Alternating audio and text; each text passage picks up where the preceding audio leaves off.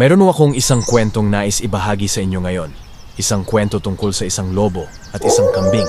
Hindi lang ito simpleng kwento, kundi may mahalagang aral na maaari nating matutunan.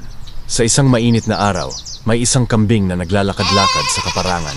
Pagod at uhaw na uhaw siya dahil sa matinding init ng araw. Habang siya ay naghahanap ng maiinom, may narinig siyang tinig mula sa isang balon.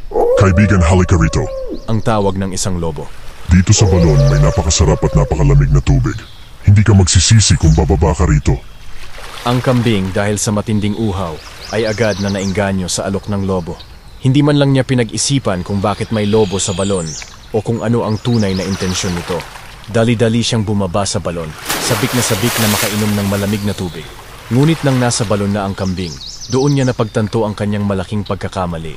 Ang lobo, sa halip na sumama sa kanya sa pag-inom ng tubig, ay ngumisi at unti-unting umalis. Iniwan niya ang kaawa-awang kambing na hindi na makaakyat pa mula sa malalim na balon. Hay nako! Ang daing ng kambing. Kung pinag-isipan ko lang muna bago ako bumaba.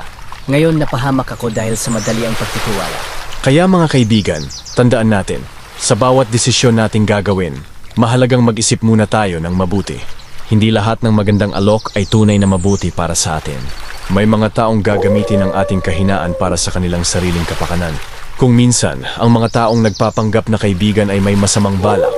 Kaya importante na suriin muna natin ang sitwasyon.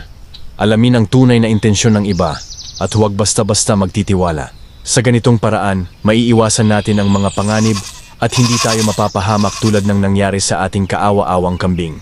Ito ang aral na nais iparating ng kwentong ito. Ang katalinuhan at pag-iingat ay mas mainam kaysa sa madali ang pagkilos at walang pakundangang pagtitiwala. Kung nagustuhan mo ang kwento na ito ay huwag kalimutang mag-like at subscribe.